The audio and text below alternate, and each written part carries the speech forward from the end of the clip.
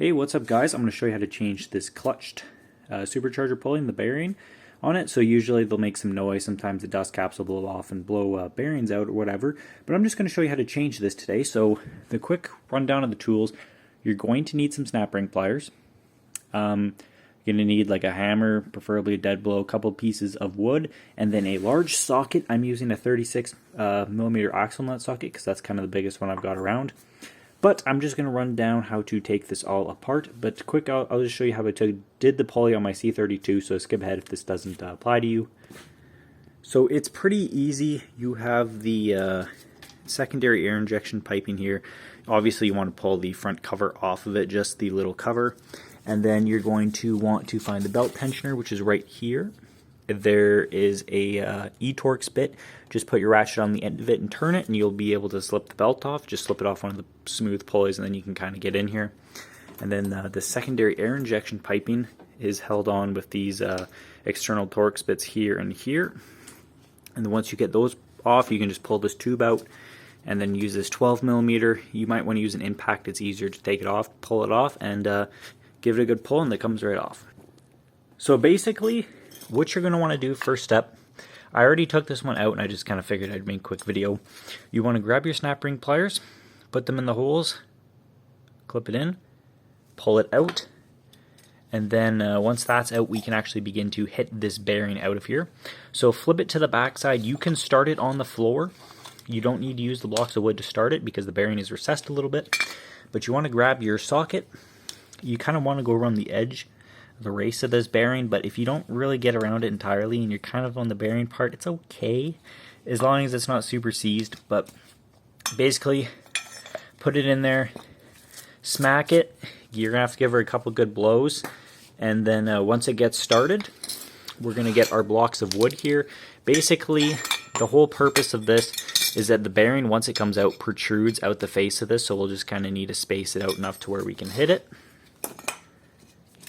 Kind of like this here, just so we can get it out. Tap it out a couple times, and once it's you're gonna have to wail on it pretty hard. Just kind of keep going and you'll see it moving. Just make sure not to damage the inside here, because this is obviously where the bearing sits and the supercharger sits. But once that is out, you will have a little sigh of relief. It's a little corroded in there, and I just did this one about 2 years ago. So if it's hard to get it out, you can torch it up on the edges just to kind of heat it up. You don't need the torch, but it does make it a little easier. And now to install the new one, basically it's easier to heat this up and cool the bearing. So grab your new bearing, throw it in the freezer, and then this, you don't have to heat it up. You could put it in the oven, kind of slightly warm it up, I don't know, low temperature for 10 minutes or so. You just want it hot, like, you know, hot enough to where you can grab it with an oven mitt, but not like smoking hot to where it's gonna, you know, burn the wood or something along those lines. But or you can just heat it up. But yeah, I have a bearing in the freezer, so we're gonna let that sit for a little while, and then we're going to also grab something not super abrasive, but just kind of clean this corrosion on the inside edge here out, and then we'll cut back to when the bearing's nice and cool. So the bearing's been in the freezer for a couple hours. I just torched this up with the torch. So now let's just get this bearing out of here and throw it in. Now let's, you can actually see some of the icicles on here. Let's just be kind of quick and pop her in here. So it will go in pretty easy if you did heat it.